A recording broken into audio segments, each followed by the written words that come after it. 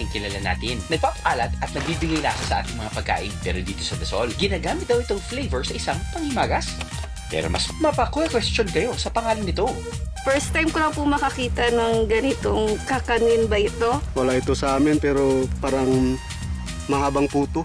Kahit gaano man ka, kontrobersyal ang pangalan nito. Para naman daw itong inihipan lang ng hangin sa sobrang bilis maubos.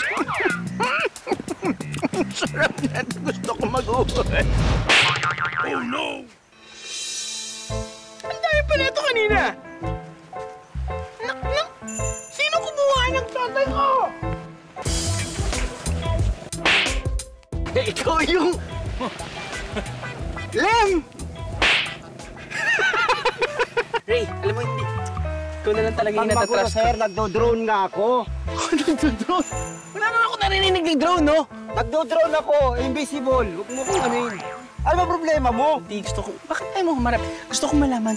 Hindi ko talaga alam kung sino kumuha lahat ng Problema mo yan kung bakit mo pinamigay. Ba't ang hinahanap mo sa akin? Ano ba yan? Ang tagal na natin magkasama. More than, basta more than.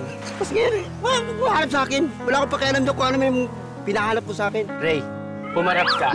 Wala ka akong kinakain. Ano ba naman yan? Sino ba may sabing kumuha? Ilan ba kinuha lahat? Para siyang palitaw na another species. Palitaw na nakabilog. Ang tawag dito, patotoy. Yes, you heard it right. Yama at ube ang karaniwang palaman nito. Pero para maibida pa rin ang asin na kanilang pangunahing produkto, nag-isip sila ng iba pang palaman dito. Nung naghanap po ang tourist po kung ano yung delicacy po namin dito, wala pa po kaming ma-promote maliban sa asin. Si Chef CJR siya po, nakikollab po kami sa kanya na mag-create po siya ng sarili naming version na pototoy, which is the salted caramel pototoy, gamit po ang Dasol salt.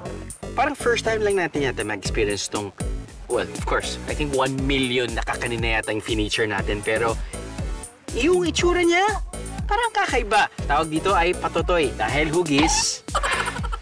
Patotoy. You get the point.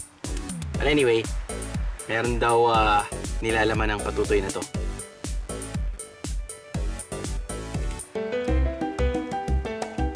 Uy!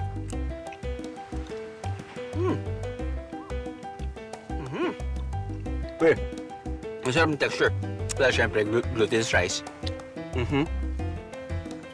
Tapos may filling. Which is pretty good. Teka lang. First bite ko, salted caramel. Pero sa gitna, parang may ube. Tapos sa dulo, salted caramel ulit.